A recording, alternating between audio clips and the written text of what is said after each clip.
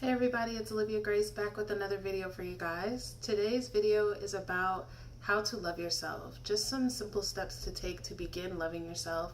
I know that this is something that a lot of people really struggle with. Even if outwardly they appear confident, they may privately really struggle with accepting themselves and loving themselves. So the first thing you want to do when you are making steps towards loving yourself is to accept yourself where you are. I made a video about this the other day, but when a lot of people feel like, well, I can't love myself until I'm better, I'm thinner, I'm richer, I'm more responsible. And you have to accept yourself, who you are right now today, in order to even get to those bigger and better parts. Definitely loving yourself and accepting yourself where you are propels you and even gives you the space to love yourself. The second thing is stop comparing yourself. You will always feel inferior comparing yourself because there will always be someone smarter or prettier or more successful or richer than you or whatever it is that makes you feel inferior.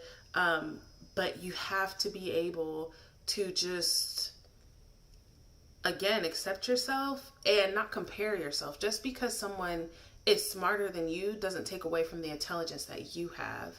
And there's someone smarter than them and smarter than them and smarter than them. You know, it keeps going. So if the way that you measure your own value is based off of how valuable other people are, you'll always feel inferior. So you want to just look at, instead of comparing yourself to others, compare yourself to your old self. Hopefully in the past 5 years, you've made some kind of strides and jumps in your life from the past 5 years that you can actually be proud of yourself and congratulate yourself about. Look at those things instead of looking at the things that you are not or not yet. The third thing is to actually work on yourself.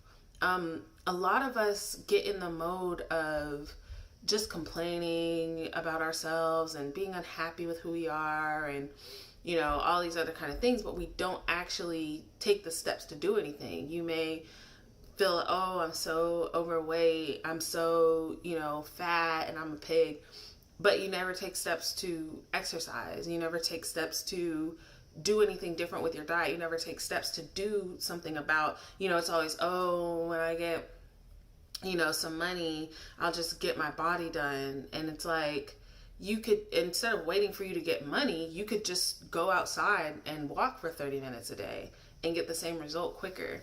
A lot of us don't like where we are in our career, and we just, oh, I hate this job, it sucks, and this and that. But you never spend time looking for another job or seeing what else you can do or seeing what you can do for yourself. So you can't, take the steps that are available to you to change what you have going on if you can.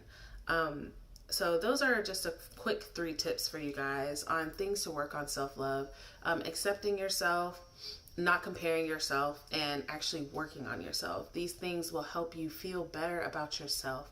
And everybody that is watching this, you are deserving of love. We kind of have this mentality that we have to be this great thing or this amazing person to be deserving of love. We have to be perfect. And it's not true. You're deserving of love. If you think of yourself as a child. This is actually another tip, guys.